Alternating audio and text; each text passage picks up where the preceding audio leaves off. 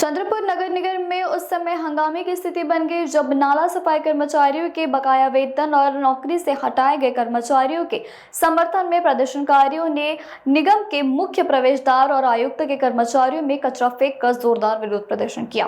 बताया जा रहा है कि नगर निगम के अंतर्गत कार्यनाली और कार्य सफाई कर्मचारियों का पिछले 4 महीनों से वेतन बकाया है। वही 172 कर्मचारियों को काम से हटाए जाने के विरोध में यह आंदोलन किया गया। प्रदर्शन का नेतृत्व नगर सेविका वैशाली चंद्रखेड़ और भारतीय कष्टकरी जनसंघ के उपाध्यक्ष राकेश नाकाड़ी ने किया। प्रदर्शनकारियों का आरोप है कि बरसात के मौसम में बड़ी संख्या में सफाई कर्मचारी को हटाने से शहर की सफाई व्यवस्था प्रभावित हो रही है और जगह जगह कचरे के ढेर लगे हैं। उनका कहना है कि प्रशासन कर्मचारियों की समस्याओं का समाधान करने के बजाय उन्हें और बढ़ावा दे रहा है। आंदोलनकारियों ने चेतावनी दी है कि यदि 2 दिनों के भीतर बकाया वेतन का भुगतान नहीं किया गया तो वे अपने परिवार के साथ नगर निगम कार्यालय में अनिश्चितकालीन धरना आंदोलन शुरू करेंगे।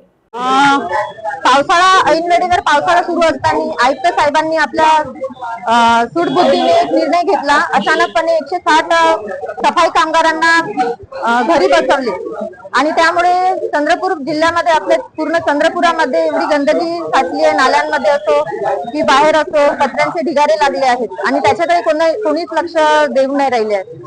तसेच आपले कामगार जे आहेत त्यांना अचानकपणे बंद केल्यामुळे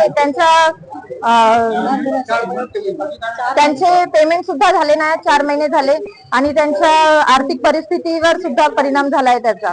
तर आयुक्त साहेबांना आम्हाला एवढंच लक्षात आणून द्यायचं आहे की चंद्रपूरमध्ये एवढे घाण जमा झाली आहे ते आता त्यांच्या कॅबिन पर्यंत सुद्धा आली आहे।